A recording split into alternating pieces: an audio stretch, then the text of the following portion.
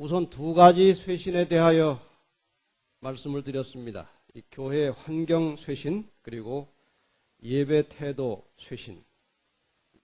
오늘 이어서 두 가지 쇄신을 더 말씀을 드리려고 합니다. 먼저 로마서 12장 2절 말씀을 다시 한번 보겠습니다. 너희는 이 세대를 본받지 말고 오직 마음을 새롭게 함으로 변화를 받아 하나님의 선하시고 기뻐하시고 온전하신 뜻이 무엇인지 분별하도록 하라.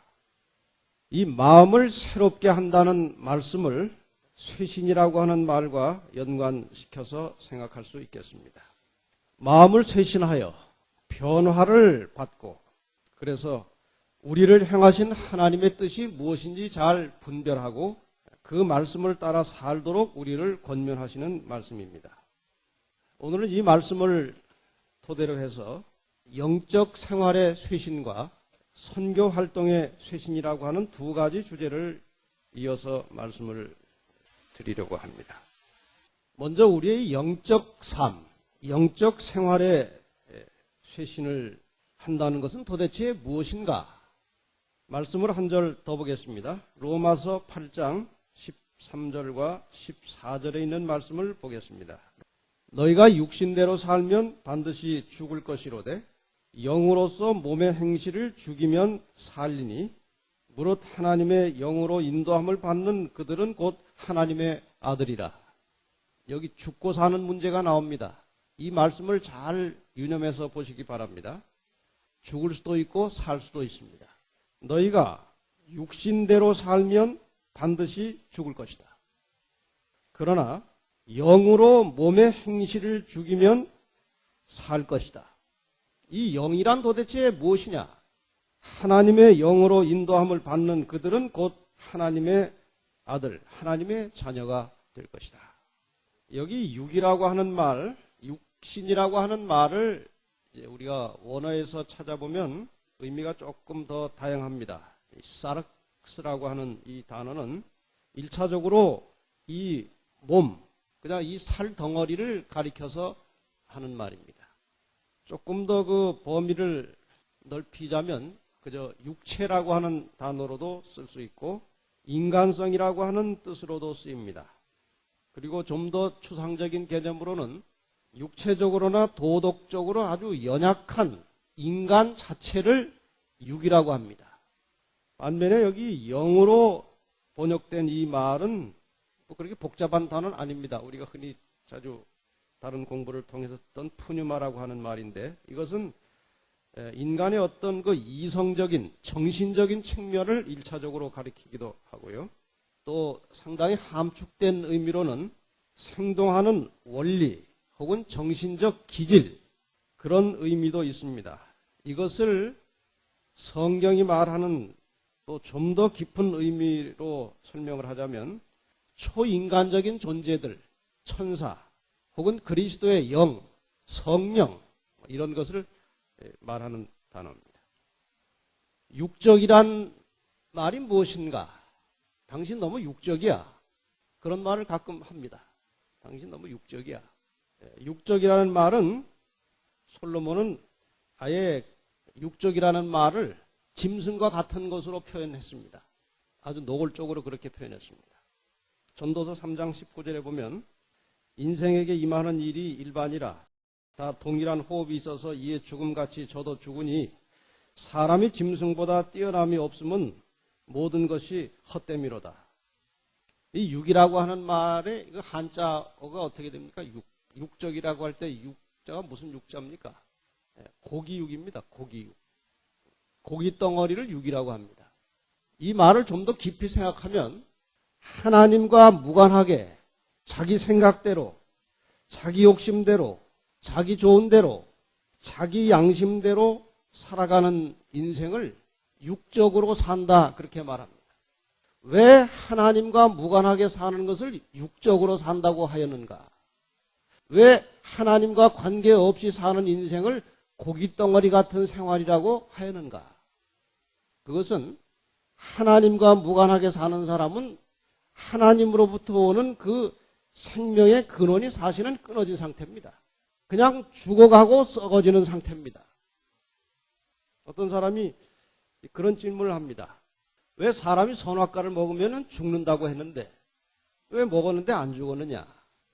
사실은 먹는 순간에 사형당한 것입니다. 사형 선고를 받은 것입니다. 근데 사형 방법이 여러 가지입니다. 교수형도 있고 총살형도 있고 전기로 이렇게 사형시키는 방법도 있죠. 전기의자에. 근데 아주 특이한 사형 방법 중에 하나는 늙어 죽게 하는 겁니다. 그런 의미에서 우리 모두는 다 일단 죄 때문에 사형 선고를 받았는데 하나님께서 자비하셔서 어떤 사형 선고를 내리셨습니까? 늙어 죽도록 사형 선고를 내리셔서 우리가 죽어가는 중입니다. 이렇게 하나님으로부터 하나님과 무관하게 사는 인생은 그저 고깃덩어리 인생이라는 의미에서 짐승과 별로 차이가 없다는 의미에서 육적으로 산다 그렇게 표현합니다. 자기 생각대로 자기 좋은 대로 사는 것입니다. 영적으로 산다는 것은 무엇이냐? 하나님의 존재를 인정하고 하나님의 뜻을 이해하기 시작하면 영적인 사물에 대해서 눈을 뜨게 된 것입니다. 하나님이 계시다 하는 것을 인정하는 것 자체가 영적인 눈이 열린 것입니다. 많은 사람들은 하나님의 존재 자체를 인정하지 않습니다. 우리 모두는 다 하나님이 계심을 인정하고 믿기 때문에 이 자리에 모였습니다. 우리는 이미 영적인 눈이 뜨인 사람들입니다. 그래서 영적이라고 하는 것은 인간을 초월하는 인간 이상의 어떤 세계와 관련된 것을 영적이라고 합니다. 그런데 영이라고 하는 것은 꼭 좋은 것만 의미하는 것은 아닙니다. 영은 크게 두 가지입니다. 사단의 역사로 이루어지는 악령의 세계가 있고 예수 그리스도의 역사로 이루어지는 성령의 세계가 있습니다. 인간의 내면 세계는 결국 이 두 영적인 세계에 보이지 않는 싸움으로 이루어져 가고 있습니다. 그것이 우리의 내면 세계에서 일어나고 있는 하나의 과정입니다. 아무도 이것을 피할 수 없습니다. 그런데 이 내면적으로 보이지 않는 영의 싸움이 마지막 절정의 순간에 가면 보이는 싸움으로 번집니다. 이것이 이 영적인 싸움이 보이지 않던 내면 세계의 영적인 싸움이 보이는 싸움으로 나타나게 될 것인데 그 싸움을 가리켜서 성경은 아마겟돈 전쟁이라고 합니다. 이 아마겟돈에 대해서는 제가 별도로 다시 한번 상세한 설교를 다시 준비해서 하겠습니다. 어쨌든 아마겟돈 전쟁은 이 영적인 전쟁의 마지막에 일어날 가시적인 전쟁을 말합니다. 이 전쟁터에서 우리 모든 인간은 자신의 의지와 선택에 따라서 예수 그리스도께 속한 사람이 되든지 아니면 사단에게 속한 사람이 되든지 둘 중에 하나를 선택하게 되는 것이고 그 선택에 의해서 그의 영원한 운명이 결정되는 것입니다.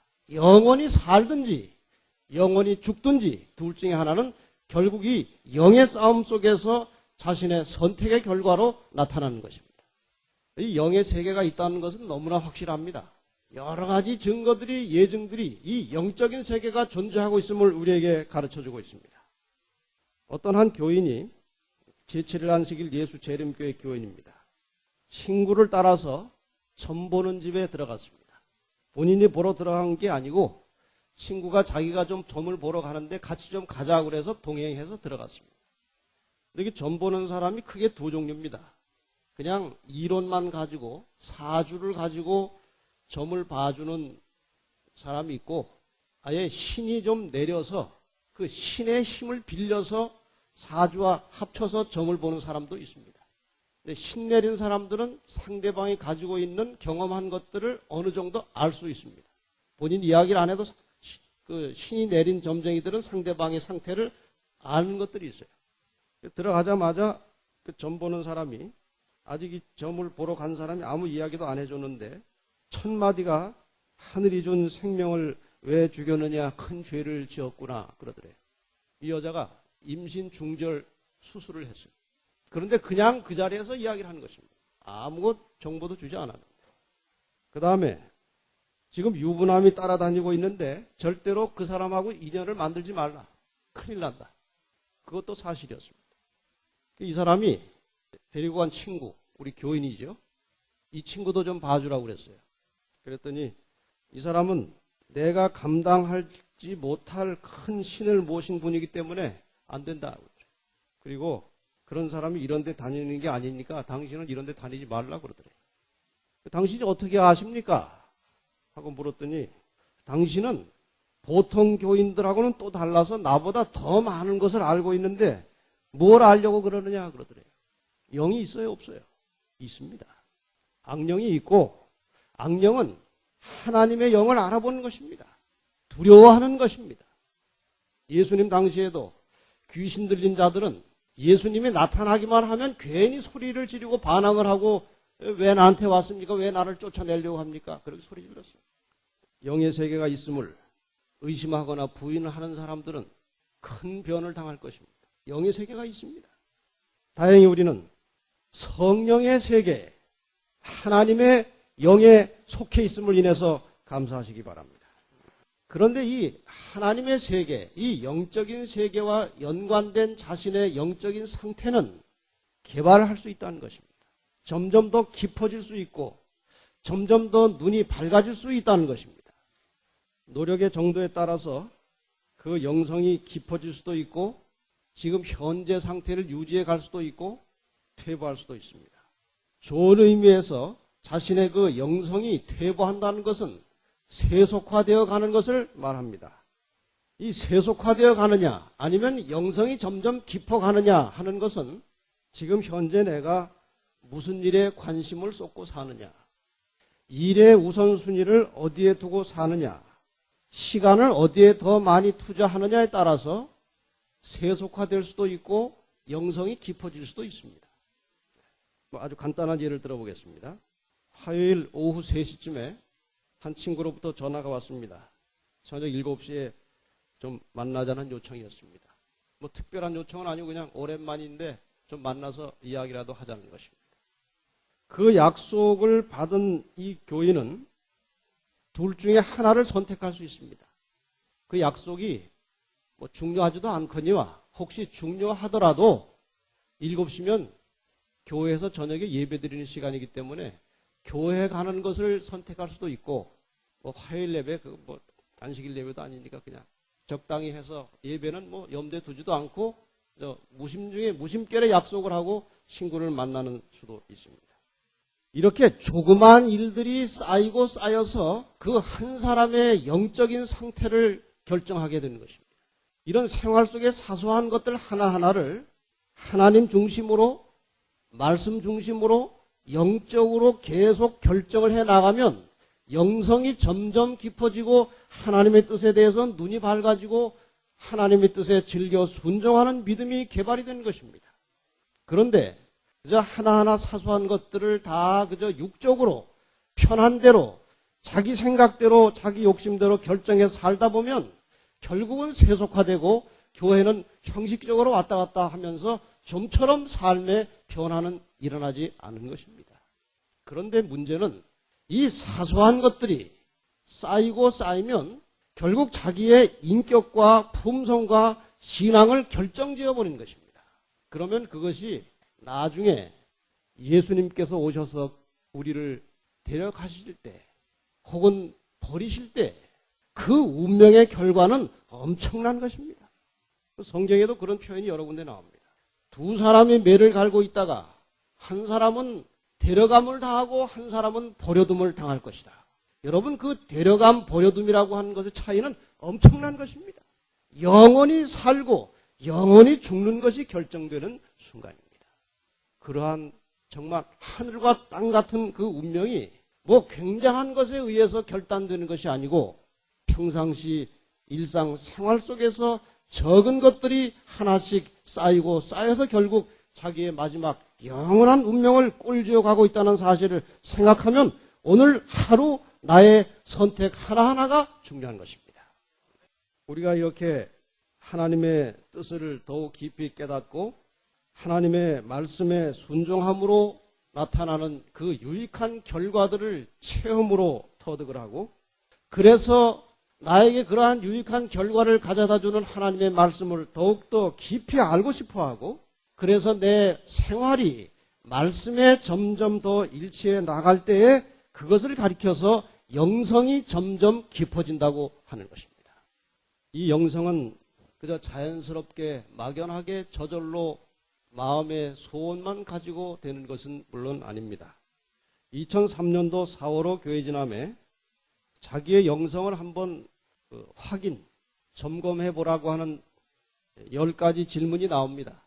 제가 10가지 질문을 하나씩 읽어보겠습니다. 여러분이 그 질문을 들으시면서 나의 영성이 과연 지금 어떤 위치에 있는지, 영성이 점점 깊어가고 있는지 아니면 세속적으로 기울어져 가고 있는지 자기 자신을 한번 잘 판단해 보시기를 바랍니다. 첫 번째, 아주 단순한 것들입니다. 정기적으로 기도하며 최근 구체적인 기도의 응답을 받은 적이 있는가? 두 번째, 말씀을 정기적으로 보다가 말씀이 은혜로워서 감정으로 표출된 적이 있는가? 하나님의 말씀 혹은 증언의 말씀을 날마다 정기적으로 읽는데 그 말씀 중에 참 감동적이다. 이야, 이런 말씀이 여기에 있었구나. 이건 정말 나에게 적절한 교훈이다. 이런 느낌이 몇 번씩 들어오느냐 이것입니다. 세 번째, 최근 한 주제로 20시간 이상 투자하여 성경을 깊이 연구한 적이 있는가? 이건 뭐 상당히 전문적인 분야 같지만 개인에 따라서 어떤 한 성령이라고 하는 주제에 대하여 집중적으로 말씀을 이리 찾고 저리 찾고 책들을 뒤져가면서 성경에 나오는 주제에 대하여 깊이 연구에 들어가는 개인적 경험이 필요합니다. 그런 것들을 내가 해본 적이 있는가? 네 번째, 한 영혼의 구원을 위하여 6개월 이상 지속적으로 관계를 맺으면서 내 삶을 투자하고 있는가? 내가 가진 이 귀중한 생명의 말씀, 이 복음을 다른 사람에게 전하는 일을 위해서, 죽어가는 영혼들을 위해서 정말 기도하면서 구체적으로 몇 사람과 관계를 맺고 지속적으로 무엇을 나누기도 하고 또 말씀을 전해주기도 하고 또 기도도 하면서 그렇게 6개월 이상 그런 관계를 유지하고 있느냐 이것입니다. 다섯 번째, 최근 영혼 구원의 결실을 맺은 적이 있는가? 여섯 번째, 아직 해결하지 못한 죄에 대해서 지속적으로 주님께 기도하며 힘을 구하고 있는가? 우리가 살다 보면은 양심에, 하나님의 말씀에 비추어서 양심에 가책이 오는 부분들이 있습니다. 이 문제는 빨리 해결해야 될 텐데, 내가 이런 상태로 있으면은 영적으로 손해인데, 이런 주제를 가지고 있다가 얼마가 지나면 그것을 빨리 해결하지 않으면 얼마가 지나다 그것이 속에서 자리를 잡아버리고 굳어집니다. 그럼 분명히 하나님께서 보실 때는 해결해야 될 문제이면서도 본인은 해결해야 되겠다고 하는 양심의 가책을 느끼지 않은 상태로 나가버립니다. 그건 아주 곤란한 상태입니다. 이 말은 그것입니다. 해결하지 못한 어떤 문제에 대해서 지속적으로 하나님께 매어 달려서 용서를 구하고 이 문제가 해결되도록 기도하고 있느냐 이것입니다. 그리고 일곱 번째, 자신의 은사를 파악해서 그 은사로 교회 사업에 참여하고 봉사하고 있느냐. 이 하나님의 교회는 이 교회를 구성하고 있는 모든 사람의 협력과 일치된 마음으로 이 교회가 번영하고 많은 영혼들을 주님께로 인도해드리는 역할을 감당하게 되는 것입니다. 내가 과연 이 교회를 위해서 내 가진 것을 가지고 어떻게 투자해서 일하고 있느냐, 내가 하고 있느냐, 그것을 묻는 것입니다. 여덟 번째, 주변에 고통받는 이웃에게 도움의 손길을 지속적으로 주는가. 내 주변에 어렵고 고통당하는 이웃들이 언제나 남아 있습니다. 내가 아무리 어려워도 나보다 더 어려운 이웃이 언제나 우리 곁에 있다고 했습니다. 그들에게 내 손길을 펴고 있느냐. 아홉 번째, 일상적인 삶을 통해서 예수님을 만나는 경험을 계속하고 있는가. 이것은 약간 추상적이긴 합니다만 예수 그리스도를 만난다는 것은 사실 말씀을 통해서 그리스도를 체험하는 것입니다. 예수님은 말씀 속에 존재하고 계십니다. 지금 이 시대에는. 그래서 그 예수님과 계속적인 만나는 체험을 하고 있느냐. 마지막 10번째로 평생을 통해서 이루고자 하는 영적 사명이 구체적으로 있느냐. 내 인생을 걸 만큼 정말 평생 동안 내가 하나님의 자녀로서 이 일은 해보겠다는 그런 구체적인 목표와 할 일이 있느냐 이런 것입니다. 한 가지 제 개인의 예를 들면 저는 그저 평생 동안 그 일을 하고 싶은 마음의 어떤 결단이 있습니다. 그건 뭔가 하면은 이 엄청나게 중요한 말씀의 진리의 기별을 알지 못하고 잘못된 신앙으로 죽어가고 있는 기독교인들이 어마어마하게 많습니다. 하나님을 잘 믿으려고 하지만 제대로 인도를 받지 못해서 하나님을 바르게 믿지 못하는 사람들이 허다하게 있습니다. 저는 개인적으로 평생을 걸고 그 사람들을 위해서 뭔가 하나님께서 주신 달란트를 최대한 활용해서 그들에게 이 진리와 생명의 말씀을 전하고 싶은 마음속에 꺼지지 않는 갈망이 있습니다. 제가 예를 든 것입니다. 개인적으로 우리는 이 하나님의 자녀로서 평생 동안 무엇에 나를 바칠 것인가 하는 그런 각오와 결심을 가졌을 때 우리의 영성이 자꾸 향상하고 개발될 수 있다는 것입니다. 결국 우리의 영성이 깊어지고 우리가 점점 더 하나님의 말씀에 맞추어서 경건한 삶을 살고자 하면 결단이 있어야 합니다.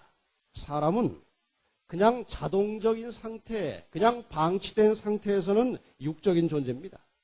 그래서 영적인 사람이 되기 위해서는 이 마음 속에 대단한 그 결단 혹은 끈질긴 집념, 노력이 필요합니다. 물론 그것이 성령의 역사와 조화가 될 때에 결실을 맺는 것입니다. 그러나 성령님 저를 도와주십시오. 어떻게 해서라도 마음대로 해주십시오 하고 막연하게 기다리는 추상적인 기도와 그런 막연한 기다림 속에서는 아무것도 일어나지 않습니다.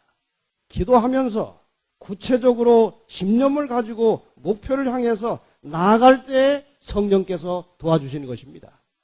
그래서 성령은 무사태평으로 가만히 기다리고 있는 사람들에게 임하는 것이 아니고 절실한 필요를 느끼고 구체적으로 애타게 갈급하게 구하는 자에게 임하셔서 우리를 도와주시는 것입니다.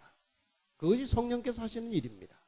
그래서 우리는 개인적으로 우리 자신의 영성 개발을 위해서 영적인 사물에 접촉되는 시간을 최대한 확보를 하고 마련을 해야 됩니다.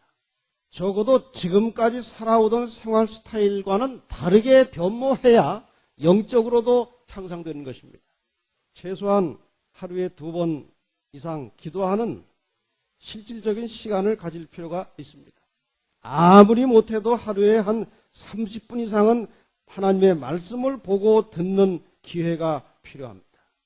또 하나 우리가 일상생활 속에서 결단을 내려야 할 문제 중에 하나는 아침에 일어나서의 문제입니다.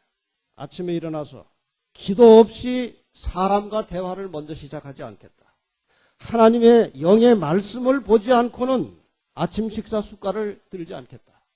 저녁에 말씀과 기도로 하루를 마감하지 않고는 잠자리에 들어가지 않겠다. 이러한 개인적인 결단과 결심 그리고 시간의 투자가 있을 때 우리의 영성은 개발되고 자라나는 것입니다. 막연하고 추상적인 신앙을 접어버리고 좀 더 실제적인 경건의 훈련과 연습이 우리의 생활 속에 필요합니다.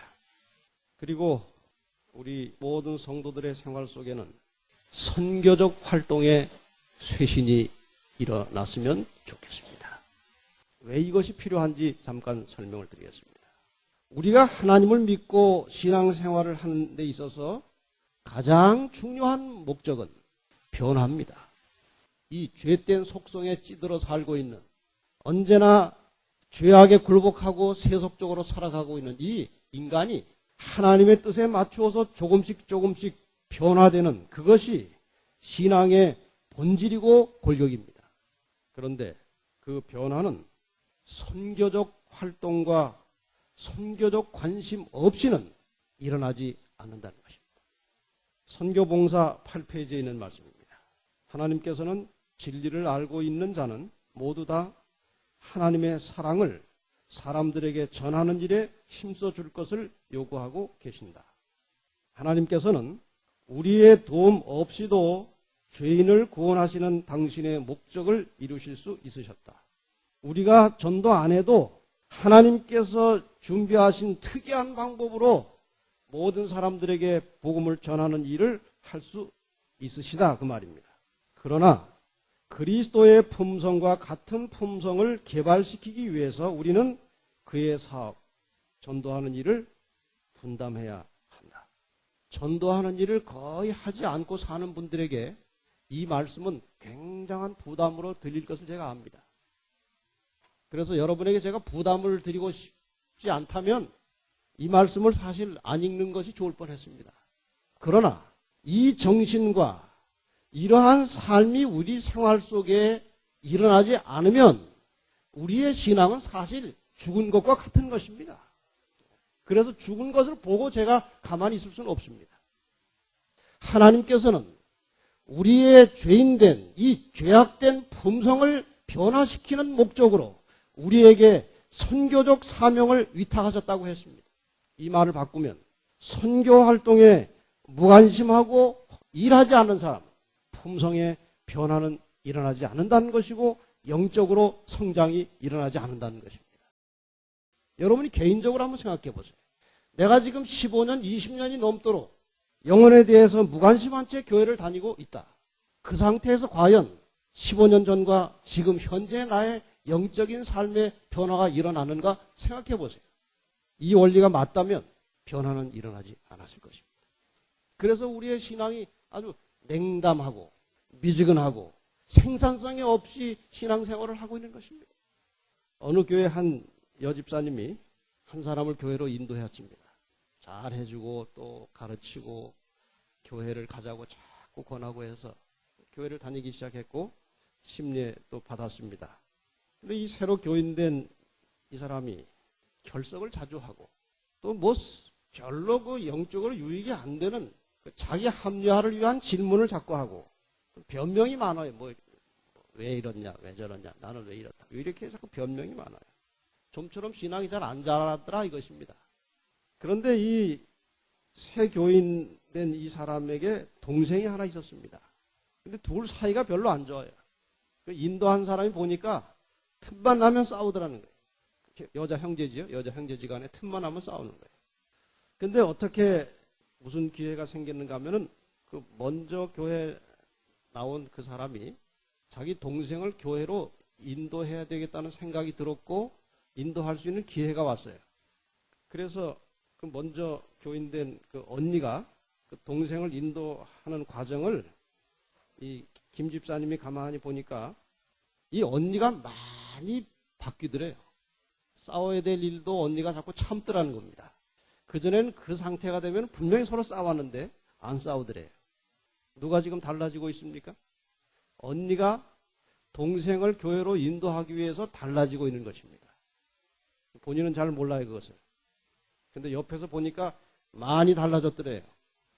그 언니가 그렇게 하니까 동생도 어떻게 합니까? 언니한테 잘하는 거예요.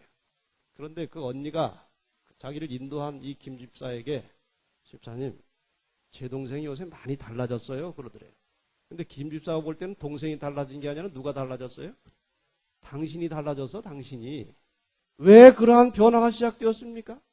선교적 관심, 선교적 활동, 행동이 시작되니까 달라지지 않을 수 없는 것입니다. 하나님께서 우리에게 복음을 전하도록 위탁하신 가장 중요한 목적이 이것입니다. 전도하지 않고는 변화를 경험할 수 없는 것입니다. 우리의 품성이라고 하는 것은 인간의 관계 속에서 일어나는 것입니다. 사람과 사람 사이의 부딪힘 속에서 인간의 품성이 드러나는 것입니다. 그러므로 다른 사람과의 관계를 맺으면서 사람들을 소생시키고 그들을 하나님께로 인도하고자 하는 결단과 결심과 활동함이 없이는 변화가 좀처럼 일어나지 않는다는 것입니다. 교회의 연륜은 길어지고 시간이 지나면서 신앙의 타성이 생기고 그저 교회만 간신히 출석하고 있는 성도들에게 이 선교 활동의 쇄신, 새로운 변혁의 역사가 시작되기를 바랍니다.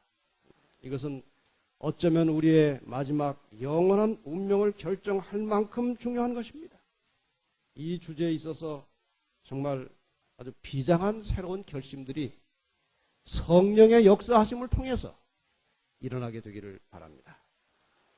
그리고 전도는 처음 신앙을 받아들일 때부터 시작해야 합니다. 이것이 전도의 원리예요. 전도는 어떻게 하느냐, 방법이 중요한 것이 아니고 전도에 대해서 얼만큼 교육과 훈련을 받았느냐, 그것이 중요한 것이 아니고 전도하고자 하는 정신을 가지고 있느냐, 그것이 중요한 것입니다. 오래 묵은 교인들은 주변에 다 교인들밖에 없어요. 친구들 다 끊어지고. 그러나 이제 교회 나온 지 얼마 안 되는 사람들은 그 주변에 밭이 아주 넓고 풍요합니다. 사마리아 여인이 우물에 물 기르러 갔다가 예수를 만났습니다. 얼마간의 대화를 통해서 그분이 메시아이시고 자기를 구원해 주실 분인 사실을 깊이 깨닫게 되었습니다. 바로 그날 복음을 받아들인 것입니다. 그날 신자가 된 것입니다. 전도를 위한 교육 훈련 받지 않았습니다. 그런데 요한복음 4장 28절과 29절에 보면 여자가 물동이를 버려두고 동네에 들어가서 사람들에게 이르되 나의 행한 모든 일을 내게 말한 사람을 와 보라. 이는 그리스도가 아니냐. 복음을 받은 첫날 들어가서 전도했습니다. 이것이 전도의 원리예요. 많은 교육과 훈련이 필요치 않습니다. 정말 가슴으로 뜨겁게 그리스도를 받아들인 사람들은 그 그리스도를 전하고 싶은 충동이 오는 것입니다. 그리고 나누는 것입니다. 예수님께서 또 그 일을 그렇게 하라고 지시를 하셨습니다. 예수님께서 이쪽 갈릴리 지방 이쪽에 있다가 그 나사렛 가버나움 그쪽에 계시다가 이제 갈릴리 바다를 한번 이제 건너가지고 저쪽 편에 가셔서 내리자마자 귀신 들린 사람을 발견했습니다. 거라사 지방에서. 그 이야기가 깁니다만 어쨌든 그 귀신 들린 사람으로부터 귀신을 예수님께서 쫓아내버리셨습니다. 그 사람이 온전한 사람이 되었습니다. 이 귀신 들렸다가 온전하게 된 사람이 예수님의 제자들과 함께 따라가기를 원했습니다. 나도 당신을 따라가겠습니다. 그때 예수님께서 누가복음 8장 39절에 집으로 돌아가 하나님이 내게 어떻게 큰 일 행하신 것을 일일이 고하라 하시니 저가 가서 예수께서 자기에게 어떻게 큰 일 하신 것을 온 성내에 전파하니라. 귀신이 쫓겨나가고 예수 그리스도가 마음속에 들어온 순간부터 이 회복된 하나님의 자녀는 말씀을 전하기 시작했고 하나님께서 예수님께서 자기에게 행하신 모든 것들을 사람들에게 일일이 다 이야기하면서 예수 그리스도를 증거하는 증인이 되었습니다. 구원받은 그날로 주님께서 너는 가서 일일이 다 이야기하라고 명령을 하셨습니다. 교회증언 9권 103페이지에 이런 말씀이 있습니다. 멸망당할 영혼들을 구원하는 일에 우리가 헌신하기를 꺼려한다면 어떻게 우리가 하늘 도성에 들어갈 자격이 있다고 인정을 받을 수 있겠는가? 우리가 영혼을 구원하는 일에 헌신하기를 꺼려하고 있다면 어떻게 우리가 하늘 도성에 들어갈 자격이 있다고 인정을 받겠느냐? 우리 모두 다 우리 주변에 있는 한 영혼 한 영혼에 대한 집념과 열정이 필요합니다. 하나님께 영혼을 구원하기 위하여 하나님께 간절히 메어 달리는 지속적이고도 열렬한 기도가 우리 생활 속에 필요합니다. 최소한도 우리 모든 성도들이 한 사람 정도, 그 이상이면 좋겠지만 한 사람 정도를 하나님의 집으로 인도해내는 일을 기도하면서 과감하게 실천해 보시기를 바랍니다. 성령께서 그러한 집념을 가지고 열정을 가지고 영혼을 위해서 기도하는 사람들을 성령께서 분명히 도와주실 것입니다. 우리가 정말 그렇게 할 때 우리의 개인적 영적 삶에도 변화가 올 것이고 우리의 영성은 개발될 것이고 그리고 하나님께서 열매와 결실을 우리에게 주실 것입니다. 디모데후서 4장 1절로 5절에 있는 말씀을 보고 마치겠습니다. 하나님 앞과 산자와 죽은 자를 심판하실 그리스도 예수 앞에서 그의 나타나실 것과 그의 나라를 두고 엄히 명하노니 너는 말씀을 전파하라. 때를 얻든지 못 얻든지 항상 힘쓰라. 범사에 오래 참음과 가르침으로 경책하며 경계하며 권하라. 때가 이르리니 사람이 바른 교훈을 받지 아니하며 귀가 가려워서 자기의 사욕을 좇을 스승을 많이 두고 또 그 귀를 진리에서 돌이켜 허탄한 이야기를 좇으리라.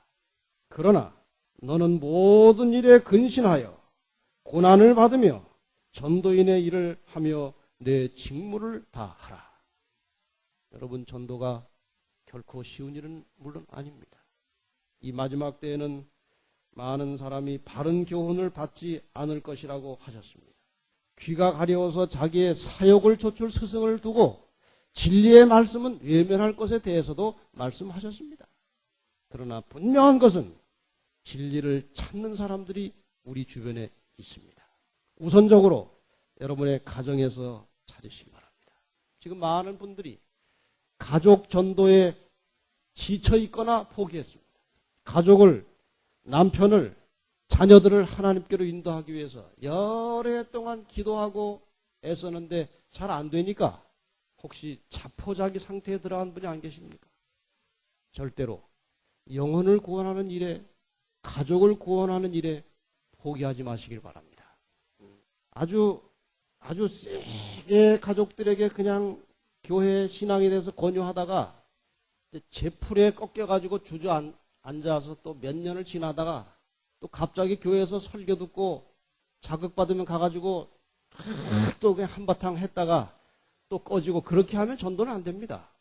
그렇게 크게 할 필요 없어요. 아주 적당한 힘으로 아주 계속하면 상대방이 쓰러지게 돼 있어요.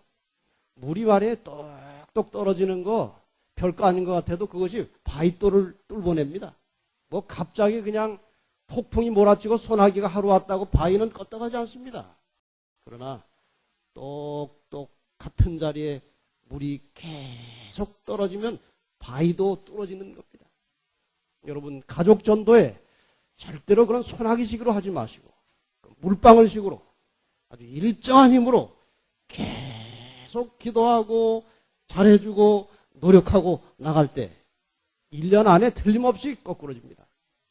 여러분, 다시 한번 마음을 정하시고 가족 전도에 새로운 출발이 있기를 바라고 또 주변 사람들에게, 만나는 모든 사람들에게 이 생명의 말씀, 복음의 말씀을 전하고자 하는 언제나 마음속에 끌어오르는 그 사명감, 그 열망을 가지고 항상 그런 일에 우리가 관심을 쏟고 나갈 때 우리의 영성은 깊어질 것이고 우리의 삶은 변화될 것이고 하나님께서 우리의 생활 속에 많은 열매를 주실 것입니다. 4가지 쇄신입니다. 교회 환경을 쇄신할 것이고 우리의 예배 태도가 바뀌어야 할 것이고 우리의 영적 생활에 쇄신이 필요하고 선교 활동이 뭔가 새로운 각오로 바뀌어서 이 교회와 이 교회를 출입하는 모든 성도들의 생활 속에 풍성한 하나님의 축복과 열매가 있기를 간절히 바라면서 말씀을 마치겠습니다.